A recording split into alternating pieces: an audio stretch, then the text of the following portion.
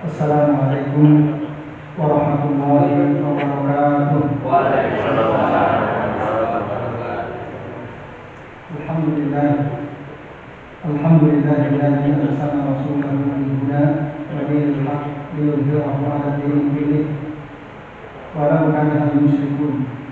Asyhadu an la ilaha illallah wahdahu la syarika lah wa asyhadu anna Muhammadan abduhu wa rasuluh. Allahumma shalli wa sallim wa barik ala Muhammad wa ala ali Muhammad kama shallaita wa barakta ala Ibrahim wa ala ali Ibrahim fil alamin innaka Hamidum Majid. Inna asyrafal hadis kitabullah wa khairul hadi hadi Muhammadin sallallahu alaihi wasallam wa kullu muhdatsatin bid'atun wa kullu bid'atin dhalalatun wa kullu dhalalatin finnar. Amma ba'du.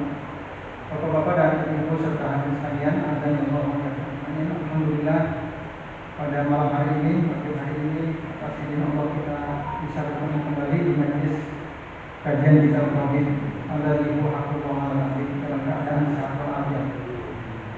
Semoga kita semua yang ada di sini senantiasa dirahmati Allah, dimuliakan oleh Allah Subhanahu wa taala, dimudahkan segala urusannya, diluaskan rezekinya dan diberikan keberkahan dalam seluruh kehidupannya. Amin ya Allah. Bapak Ibu dan hadirin sekalian, kita masih membahas tentang macam-macam sihir. Tinggal satu dalil yang belum sempat kita bahas. Silakan dibuka bab 25, bab tentang macam-macam sihir. Yang akan kita bahas sekarang adalah hadis dari Abdullah bin Umar radhiyallahu anhu. Beliau mengatakan, anna Rasulullah sallallahu alaihi wasallam qala, sesungguhnya Rasulullah sallallahu alaihi wasallam bersabda, inna minal bayani la sihran, sesungguhnya.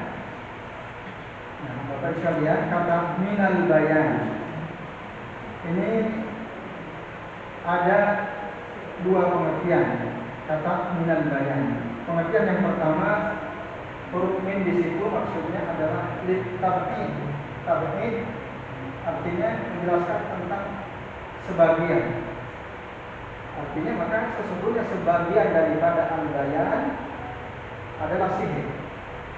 Nanti kita akan jelaskan apa itu bayan. Sekarang kami akan menjelaskan tentang min dulu. Jadi sesungguhnya sebagian dari al-bayan. Nah, bayan itu maknanya adalah penjelasan. Tapi yang dimaksud al-bayan di sini adalah al-fasahatu wal balagh. Kemampuan menjelaskan sesuatu dengan fasih dan mengena, tepat sasaran. Pas. Jadi kalau ngomong itu pas terus. Itu namanya al-bayan. Pas dia kalau ngomong menjelaskan sesuatu mantap. Sehingga orang yang mendengarkannya itu terpengaruh. Ketika dia bercerita tentang sesuatu yang sedih, yang dengar bisa nangis. Nah, itu berarti dia bayan yang bagus. Kalau dulu ada ulama namanya Ibnu Al-Jauzi, rahimahullah, penulis kitab Talbisul Iblis. Bapak Ibu barangkali pernah dengar. Ini kitab luar biasa. Ditulis oleh seorang ulama namanya Ibnu Al-Jauzi atau Al-Mawdu'at, kumpulan hadis-hadis palsu. Ini kitab fenomenal juga yang luar biasa dikarang oleh Ibnu Al-Jauzi. Nah, beliau ini bayan yang luar biasa. Beliau punya kemampuan menjelaskan sesuatu dengan sangat luar biasa. Kalau beliau mengisi kajian begini ini, orang terpengaruh. Ketika beliau menjelaskan sesuatu semangat, orang semangat, bangkit semua semangat. Mungkin kalau itu kayak siapa sekarang? Habib Rizik barangkali ya. Kalau ngomong orang langsung terpengaruh itu semangat. Itu bayan, kemampuan bayan.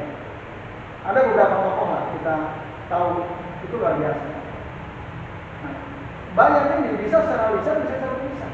Ada orang kalau nulis, semua orang baca tulisan itu enak, ngalir gitu. Ada nggak? Bapak Ibu pernah baca buku enak gitu bacanya? Ada ya? Berarti dia punya kemampuan bayar luar biasa dalam soal tulis menulis. Ada orang kemampuan menjelaskan luar biasa dengan lisan, tapi ketika nulis nggak enak dibaca tulisannya. Ada ya. Atau sebaliknya tulisannya oke bagus, tapi ketika ngomong mungkin bikin ngantuk kalau ngomong. Ada kayak gitu. Nah, Ibnu Al-Jauzi ini luar biasa dalam dua hal. Secara lisan oke, secara tulisan luar biasa. Dan itu digambarkan oleh para ulama setelah beliau. Itu luar biasa. Sebaliknya Ibnu Taimiyah, Bapak Ibu pernah dengar nama Syekhul Islam Ibnu Taimiyah pernah dengar? Itu beliau kalau nulis luar biasa, kalau nulis tulisannya banyak sekali. Orang banyak terpengaruh oleh tulisan beliau. Tapi kalau ngomong itu nggak enak katanya. Jadi kalau beliau ceramah begini, itu ya ini kurang mantap gitu kalau beliau ceramah seperti itu. Itu sosok Ibnu Taimiyah. Tapi kalau nulis, orang semua terpengaruh oleh tulisan beliau. Ada memang sosok-sosok ulama yang seperti itu. Nah, tapi jarang yang bisa menguasai dua-duanya, kemampuan bayar secara lisan dan seterusnya itu jarang. Ini itu makna al-bayan. Maka inna minal bayani nasihat. Tapi ada yang mengartikan kata min di sini itu bukan litab'in. Jadi bukan sebagian daripada bayan itu sihah. Tapi artinya bahwasanya inna jinsal bayan itu sihir. Jenis bayan tadi, bayan itu kemampuan menjelaskan sesuatu dengan fasih dan tepat. Mantap. Jadi maksud kata inna minal bayan di sini bukan sesungguhnya sebagian daripada bayan itu sihir, bukan. Tapi sesungguhnya seluruh bayan itu adalah sihir. Kemampuan menjelaskan sesuatu dengan baik, dengan fasih itu sihir. Kenapa sihir? Dia bisa menyihir orang. Ini bapak-bapak dan ibu serta anak-anak.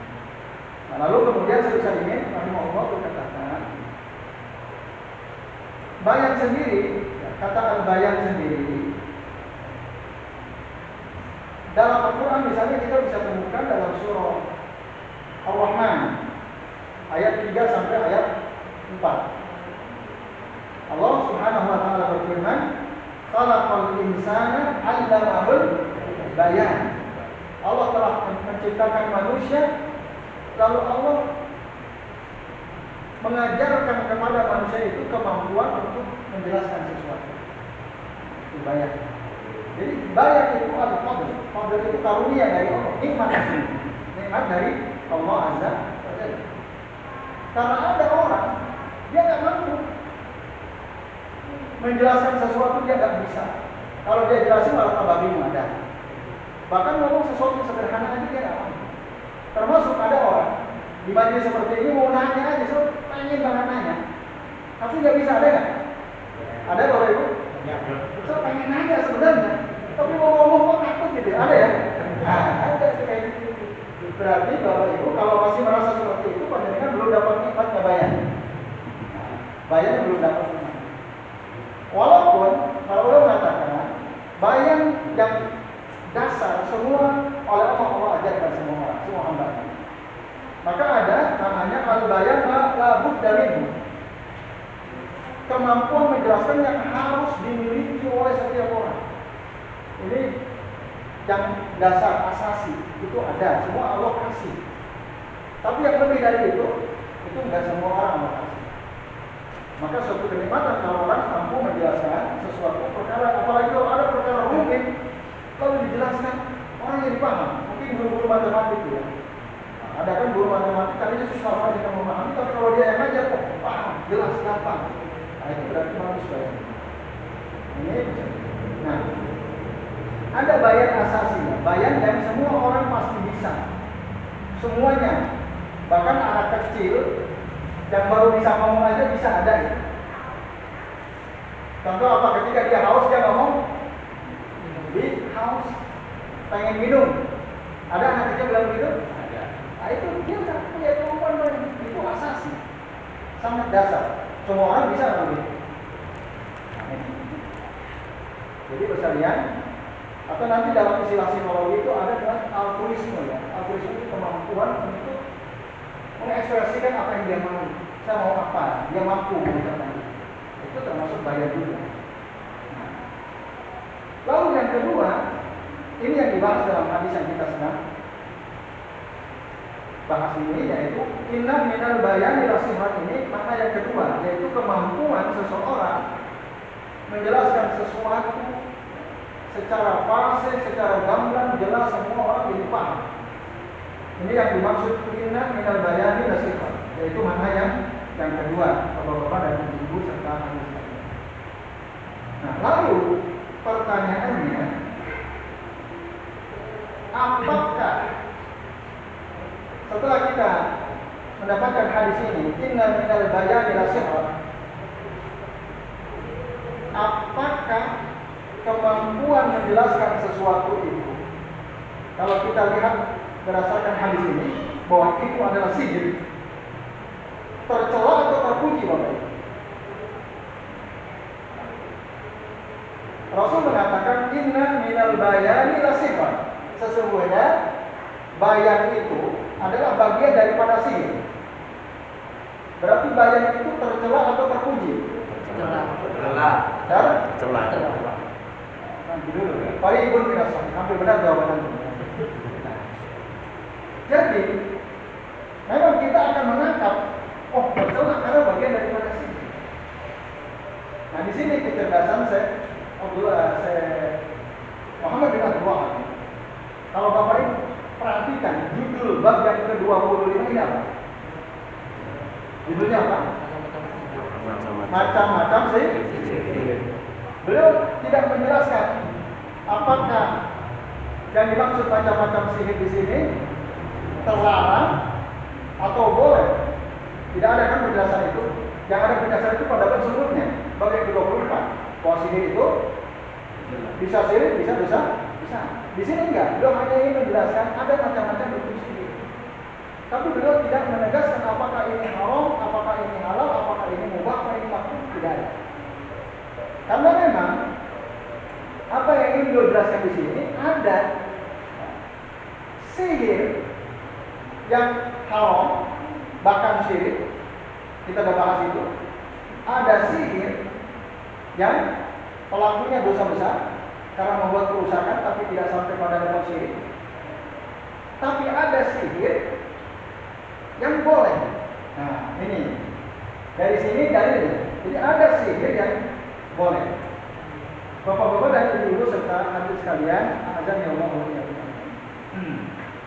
Jadi tadi saya ulangi ya, sebelum nanti kita sampai pada kesimpulan bagaimana tentang sihir berdasarkan hadis ini.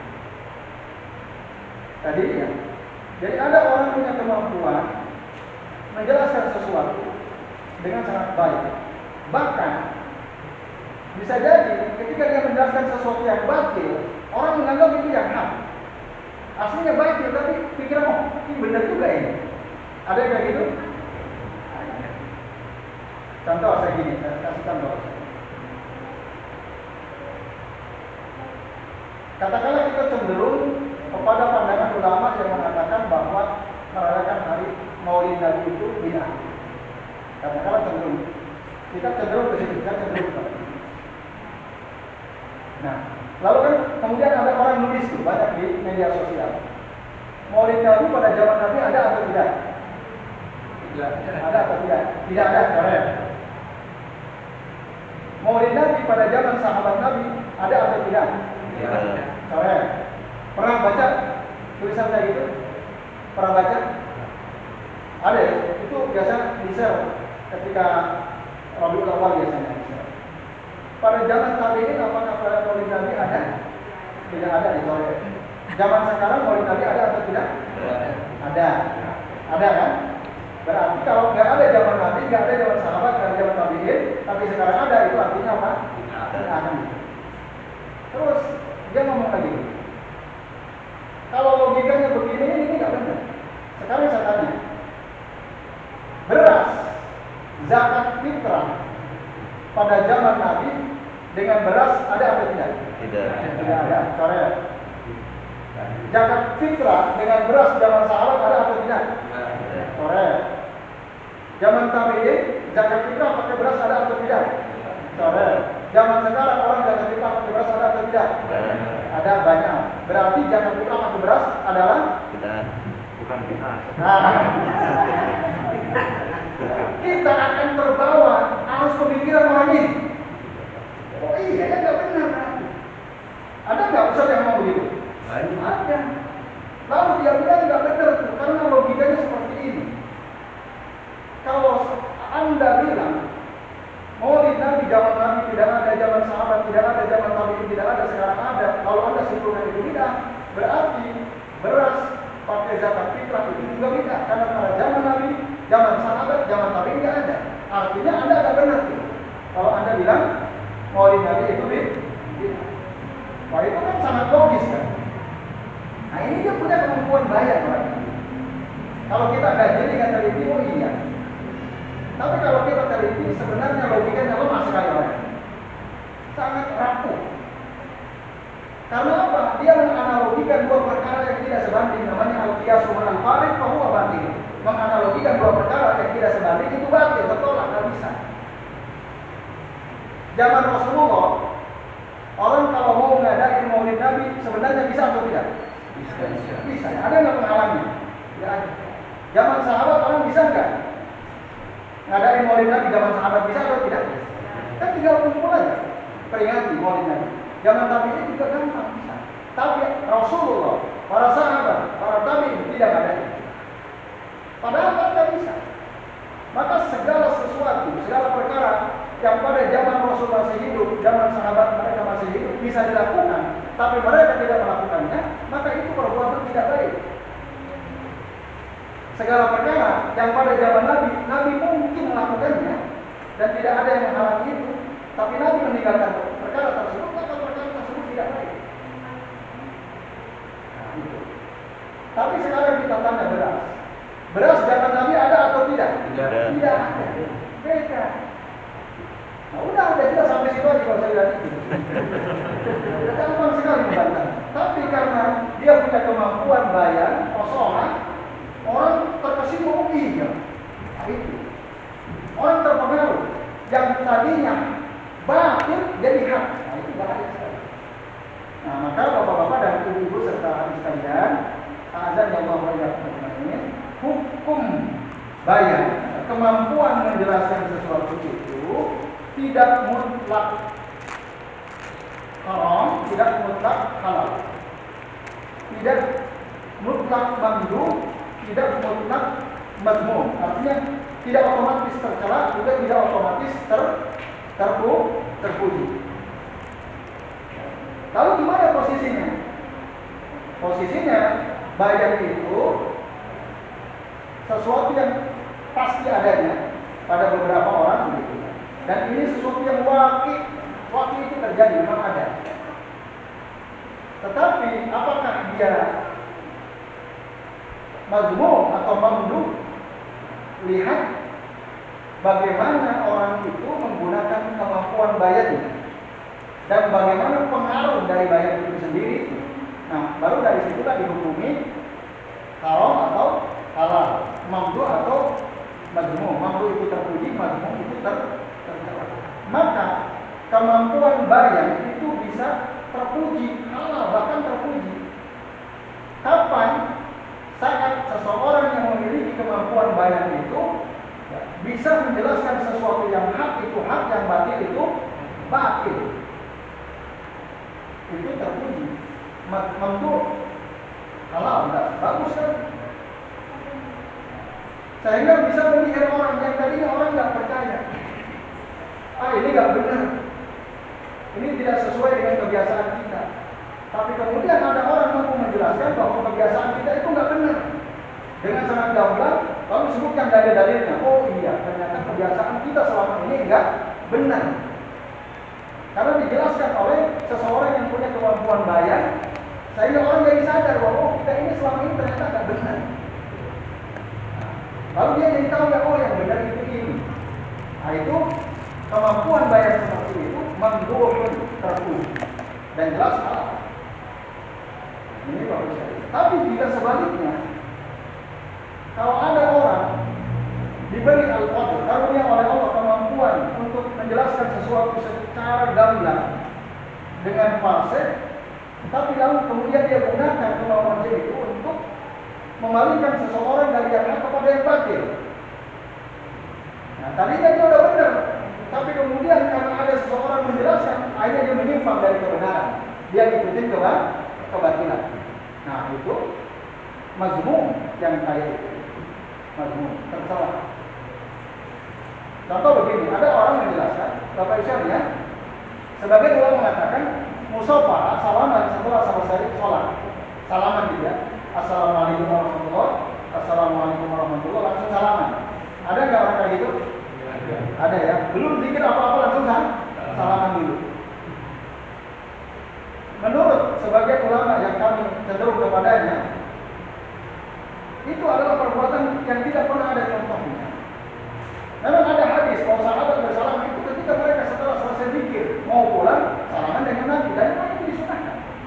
Setiap kali kita ketemu seseorang, misalnya kali saya ketemu dengan bapak-bapak, sebagian saya salami karena baru ketemu. Nanti pas kita mau misah, kita salaman lagi, itu sunnah. Bahkan bisa menggugurkan dosa-dosa kita. Maka bapak ibu, bapak-bapak ya, kalau mau pulang kalau bisa nanti salaman sama teman-teman. Salaman. Nah, itu karena menggugurkan dosa, kita baru bisa. Atau pas ketemu.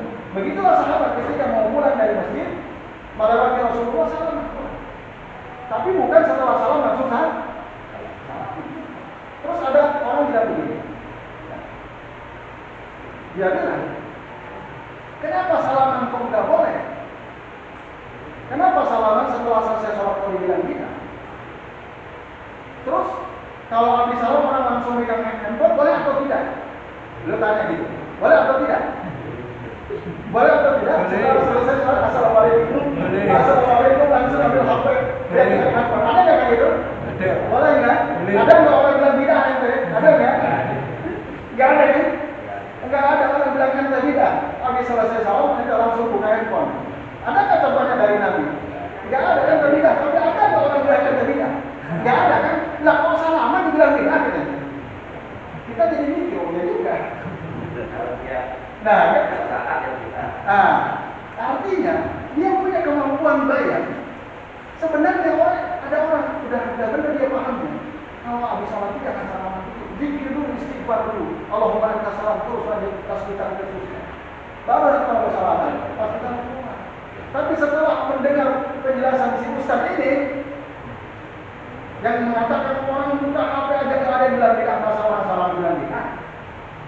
Dia jadi terpengaruh pikirannya. Oh iya juga. Oh berarti nggak apa-apa salaman. Karena ini nggak apa-apa. Nah, dia menggunakan kemampuan bayarnya untuk memalingkan seseorang dari yang hak kepada yang batil. Nah ini mazmum, tercela. Nah, jadi lihat apa pengaruhnya. Lalu dia gunakan untuk apa kemampuan bayar itu? Maka di situ kalau buruk akibatnya memalingkan seseorang dari yang hak kepada yang batil, maka kemampuan bayar yang dia miliki itu menjadi kalau digunakan dan majmum kedudukan tercela. Nah, bapak-bapak dan ibu serta anak sekalian, ada lasih huruf lam di sini adalah tauhid. Tauhid itu untuk menegaskan bahwa bayan itu sihir. Kemampuan bayan itu adalah sihir. Maksudnya sihir apa? Masih ingat Bapak Ibu apa itu sihir secara bahasa? Sihir itu sesuatu yang tidak diketahui sebabnya tiba-tiba terjadi begitu saja. Tiba-tiba suami istri yang tadinya rukun harmonis, tahu-tahu ribut terus. Enggak diketahui apa sebabnya. Nah itu sihir. Tiba-tiba orang yang tadinya baik-baik saja jadi marah-marah terus. Karena apa? Karena sihir. Enggak diketahui sebabnya apa. Kok bisa tadinya dia orang baik, halus, kok jadi pemarah? Orang bingung kenapa? Karena sihir. Bayang, kenapa disebut oleh Nabi lasihar? Inna minal bayan lasihar. Karena ada banyak orang kemampuan dan kefasihan seseorang yang punya keutamaan bayan tadi. Tiba-tiba dia jadi terpengaruh. Misalnya, tadi Ibnu Al-Jauzi rahimahullah, ketika beliau mau menjelaskan sesuatu tentang perkara akhirat, menjelaskan tentang azab kubur, nangis, orang semua nangis. Tapi ada orang berkuar-kuar berusaha bikin nangis pakai musik segala macam, tetap nggak nangis-nangis, ada juga. Ada itu orang trainer biasanya kan, dibuat situasi semua orang supaya bisa nangis, beliau diusahakan nangis sambil ngomong. Tapi ada orang tetap nggak punya terpengaruh. Berarti kemampuan bayarnya buruk. Tapi ada orang tanpa musik, tanpa apa, ketika belum menjelaskan perkara yang menakutkan, sedih. Orang semua sedih, nangis, tiba-tiba mereka sadar. Itu Ibnu Al-Jauzi. Nah, maka kita jadi bingung kok. Saya tiba-tiba air mata saya jadi netes. Nah, Anda nggak tahu kan kenapa? Itu sebut kenapa sih? Itu maksudnya. Tiba-tiba ada pengaruh yang mempengaruhi jiwa kita merespon secara cepat. Padahal cuma mendengarkan kata-kata seseorang yang punya kemampuan bayan tadi. Nah, itu yang maksud inna minal bayani tasir. Nah, ini bapak-bapak dan ibu serta hadirin sekalian akan melakukan. Jadi ketika saya Muhammad bin Abdul Wahab memasukkan hadis ini ke dalam bab tentang macam-macam sihir, nah, ini artinya beliau ingin menegaskan tidak semua sihir itu jelek, tidak semua sihir itu haram, bahkan ada sihir yang bagus. Apa itu sihir yang bagus? Kemampuan menjelaskan atau disebut dengan bayan. Maka di pesantren itu ada ilmu balaghah. Ada 3 cabang, ada ilmu bayan, ilmu ma'ani, ilmu badi. Ini kalau pernah di pondok pesantren pasti pernah belajar ini. Ilmu bayan, ilmu ma'ani, ilmu badi. Ini ilmu penting yang para dai wajib mempelajari ini. Karena para pendakwah, para mubaligh itu dia harus punya kemampuan menjelaskan suatu perkara dengan sangat gamblang.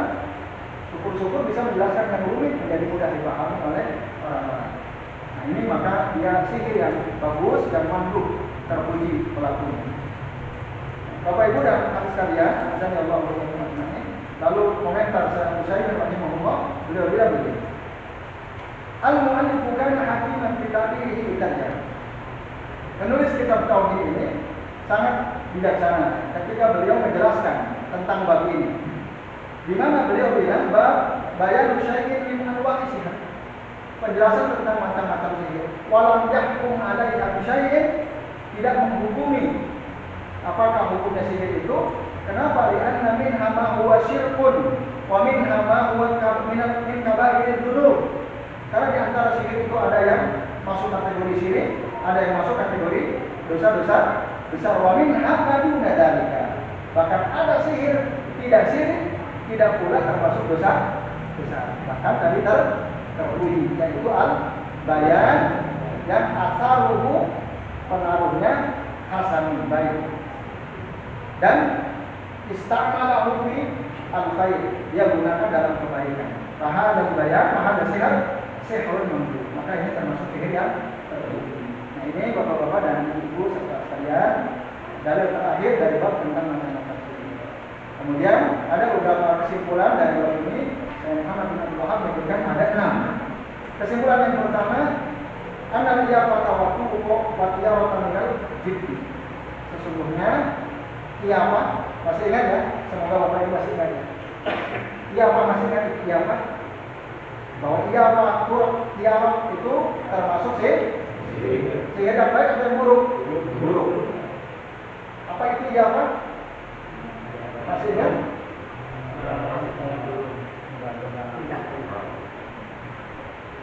Apa itu? Ya, menerbangkan burung ya. Jadi kalau burungnya terbang ke kanan berarti sabarnya baik. Tapi kalau dia terbang ke kiri berarti sabarnya buruk. Nah, itu namanya dia. Ini termasuk sihir yang terumum. Kemudian tuh apa tuh? Membuat garis untuk meramal. Terus tiara apa tiara?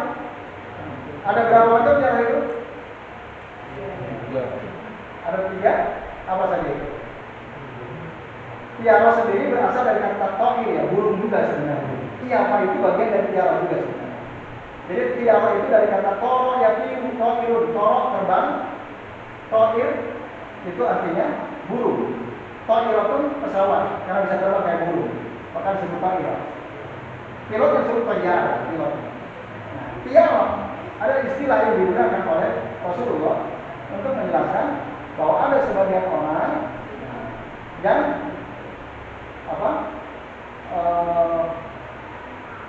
menentukan bahaya atau tidaknya sesuatu berdasarkan burung. Kemudian maknanya diperluas. Tiara bukan hanya sekedar itu, tetapi ada tiara dengan apa yang dia dengar. Misalnya ada orang ketika keluar rumah malam-malam ada burung. Wah, ini bahaya. Ada yang kayak gitu? Nah, itu namanya tiaratu bil masmu'. Dia melakukan teror dengan apa yang dia dengar. Nah, yang kedua ada 4 semua, bukan dia ya. Yang kedua bimarti, dengan sesuatu yang dia lihat. Dia mau keluar rumah tiba-tiba dia kayak gitu ada kadal buntung. Enggak ada ekornya kok, bahaya ini. Ada kadal buntung. Atau ada kucing matanya buta. Ini kecelakaan. Nah, itu namanya bimarti. Tiara dengan apa yang dia lihat. Ada tiara dengan bimakanin. Maka itu tempat. Dia mempercayai sesuatu. Kalau ada orang melewati tempat ini, melangkah di tempat ini, wah nasibnya bahaya. Ada kan gitu? Ada. Atau kalau ada orang mau memasuki pintu candi ini, lalu dia pegang ini, yang tadinya nggak punya anak bisa langsung hamil di sini. Nah, itu namanya tiara bimakanin. Yang keempat, tiara zaman dengan waktu. Misalnya jangan menikahkan anak di bulan Suro. Ada nggak kayak gitu? Itu tiara. Itu haram, syirik. Itu bagian dari syirik. Terus yang kedua, tafsir yang mawatur. Kita udah bahas juga tadi. Kesimpulan ketiga, anna ilmu nujum naumun min as-sihr. Bahwa ilmu nujum itu bagian daripada sihir. Bapak Ibu masih ingat ilmu nujum yang bagian sihir itu mana? Ada berapa macam ilmu nujum itu? Bukan kata-katanya silakan. Yang bisa menjawab nanti sama Pak Didi dikasih tambahan minuman. Bonus minuman. Ada berapa macam ilmu nujum itu? Ada 2. Satu apa? Ilmu apa Bu? At-taksir. Yang kedua apa Bu? Yang pertama taksir, yang kedua apa? Tasgir. Mohon nanti Bu ambil aku satu ya. Nah, alhamdulillah ada yang mencatat. Jadi ada 2, ilmu taksir, ilmu tasgir. Mana yang termasuk syirik? Ilmu nujum yang termasuk syirik yang mana? Taksir atau tasgir? Taksir apa tasgir? Taksir. Apa artinya ilmu taksir itu? Menganggap bahwa bintang-bintang atau planet benda langit punya pengaruh. Hujan ditentukan oleh bintang. Itu ilmu taksir. Kalau tasgir apa tasgir? Menggunakan planet, matahari atau benda-benda langit untuk mengetahui arah kiblat. Bisa untuk mengetahui arah mata angin mana timur, mana barat, mana utara, mana selatan. Nah, itu boleh ilmu tasbih namanya. Dan ilmu nujum yang seperti yang kedua ini tidak ada masalah. Kemudian yang keempat, al-uqad ma'an nafas min dzalika. Meniup-niup buhul itu termasuk bagian dari sihir. Jelas dalam surah Al-Falaq. Pemin sabdin dan saat itu. Yang kelima, annan namimah min dzalika. Mengadu domba itu termasuk juga bagian daripada sihir. Yang tadinya orang adat ayam lalu diprovokasi jadi perang, ribut, hancur 2 kampung. Bagian sihir. Yang terakhir, anna min dzalika ba'dul fasahah. Sesungguhnya sebagian dari sihir itu adalah kemampuan menjelaskan secara fasih. Tadi inna minal bayani lase. Jadi kefasihan seseorang dalam menjelaskan sesuatu bagian daripada tapi apakah mutlak tercela? Iya. Ada yang tercela, ada yang Jadi saya kira ini bisa lihat apa yang kita bisa bahas. Insya Allah pekan depan kita masuk kepada bab yang lain. Sebelum kami akhiri, barangkali ada yang mau bertanya? Singkat saja. Ini baca. Ya, singkat. Assalamualaikum warahmatullahi wabarakatuh. Waalaikumsalam. Ini agak luas mengenai masalah Masalah apa? hukum. Jadi orang yang bunuh diri. Saya Orang yang bunuh diri. bunuh diri. Saya punya teman. Ketika itu dia kerjanya di salah satu hotel. Juga istrinya juga sama-sama di hotel. Nah, pada saat itu akhirnya si istrinya ini senang pada orang lain untuk menjadi satu. Akhirnya si laki-laki tadi ini karena istrinya senang pada orang lain, akhirnya dia stres. Nah, karena stres akhirnya dia bunuh diri. Bagaimana? Kita bunuh diri. Ya. Akhirnya si suaminya ini karena stres menghadapi sang istri, akhirnya dia bunuh diri. Dan bagaimana hukumnya orang yang bunuh diri tadi? Ini yang pertama. Terus yang kedua ini maaf, ini mengenai masalah masker ini, karena saya juga salah satu yang bertanggung, termasuk salah satunya dalam gizi juga Mas Heri. Ini memang karena satu ketika saya juga di masjid, semuanya dilarang, tetapi saya ini dan Mas Heri, Mas Heri itu tetap membatalkan. Jadi ada batas-batasannya enggak ketika kita sholat itu apakah harus pakai masker ditutup ataukah itu harus kita buka? Terima kasih. Assalamualaikum. Waalaikumsalam. Ya, terima kasih. Yang pertama, aku boleh tidak haram. Haram. Ya, jelas sekali ayatnya misalnya dalam surah Al-An'am 151. Wala taqtulun nafsal lati haramallahu illa bil haqq. Janganlah kalian membunuh satu jiwa yang Allah haramkan kecuali dengan hak. Membunuh jiwa orang lain saja haram, apalagi membunuh diri sendiri. Bahkan dalam hadis Rasul mengatakan, barang siapa yang menjatuhkan dirinya mantaro dan menjabalin fakotara nafsahu Allah hina di jahannam. Barang siapa orang yang membunuh dirinya dengan cara menjatuhkan dari atas gunung, maka Allah hina di jahannam. Dia ada di neraka jahannam. Khalidan mukhaladan fiha abada. Bahkan dia akan ada di neraka jahannam selama-lamanya. Wa man qatala nafsahu bi'adidatin fa'adidatu biyadihi yajahu biha ila di jahannam. Barang siapa orang yang membunuh dirinya dengan menancapkan besi ke dalam perutnya, lalu dia mati, nah maka orang seperti itu ada di dalam neraka jahannam. Khalidan mukhaladan fiha abada.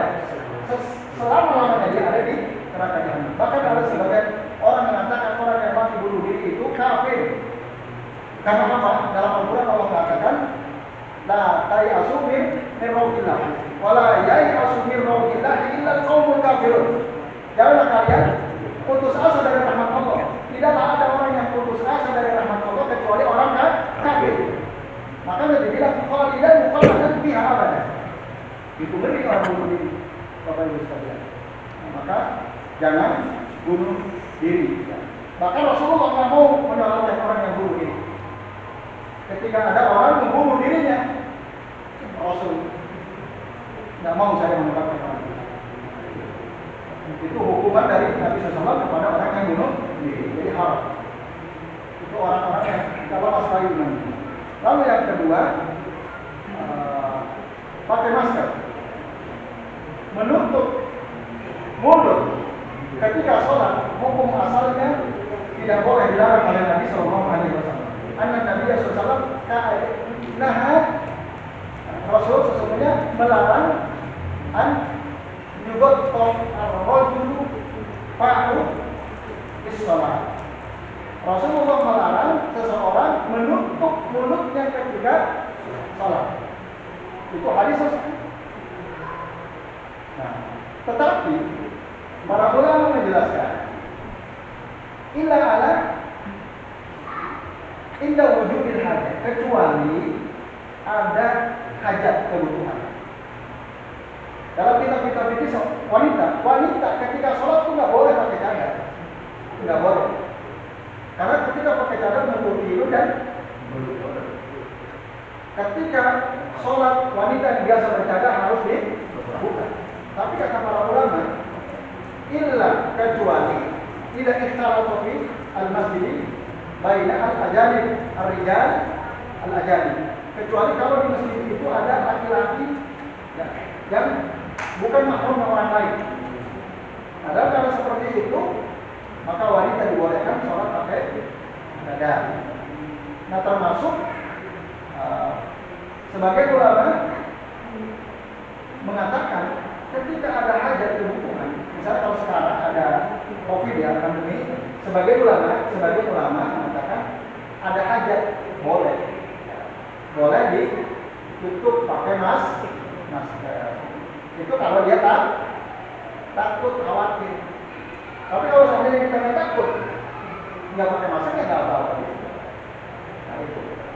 Apalagi tadi ada hadis bahwasanya Rasul melarang seseorang menutup mulutnya ketika dia sedang sholat.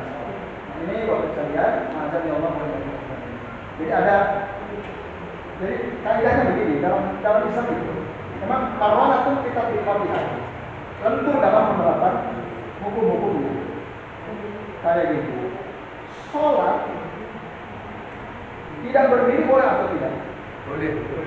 Dalam keadaan normal Sakit. tidak boleh. Tapi kalau sakit boleh. Jadi ada kaidah al-masyaqqatu tajribu taysir.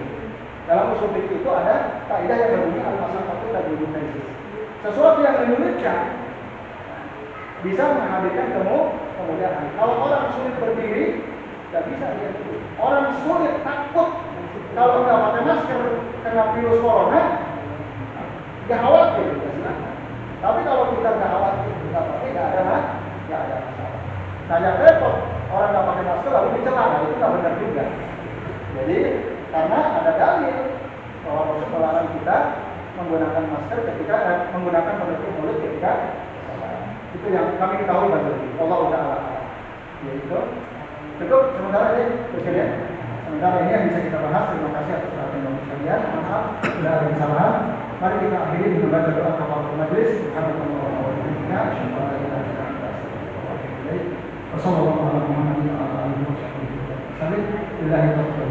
Wassalamualaikum warahmatullahi wabarakatuh.